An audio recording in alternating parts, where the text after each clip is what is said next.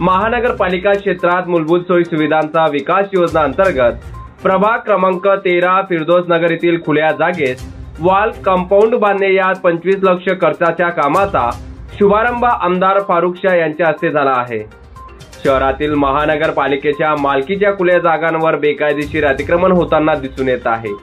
पालिकेची तोकडी यंत्रणा अशा प्रकारच्या अतिक्रमणांना पायबंद घालण्याचा सर्वस्वी अपयशी ठरत आहे, असा आरोप देखील यावेळी करण्यात आला आहे। तसेच भविष्यात मुलांना खेळण्यासाठी खुल्या जागा शिल्लक राहणार नाहीत हा धोका ओळखून आमदार फारुख शाह यांनी शहरातील 40 खुल्या जागांना वॉल कंपाऊंड करण्यासाठी जिल्हा वार्षिक योजनेतून 20 कोटींचा निधी मागितला आहे। त्याचाच एक भाग म्हणून फिरदौस नगर येथील खुल्या जागेत वॉल कंपाऊंड कामाचा शुभारंभ झाला आहे।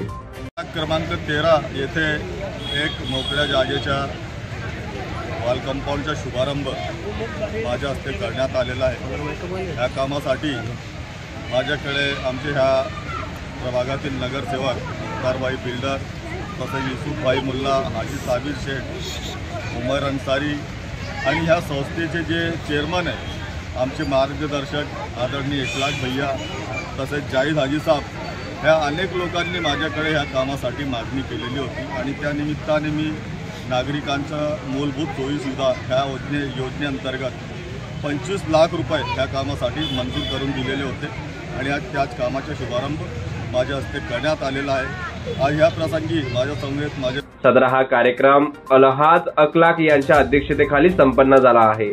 या प्रसंगी स्थानिक नागरिकांनी आमदार फारुख शाह यांचा आभारही व्यक्त केला आहे। प्रतिनिधी सुनील निकम, माझा महाराष्ट्र न्यूज, धुळे।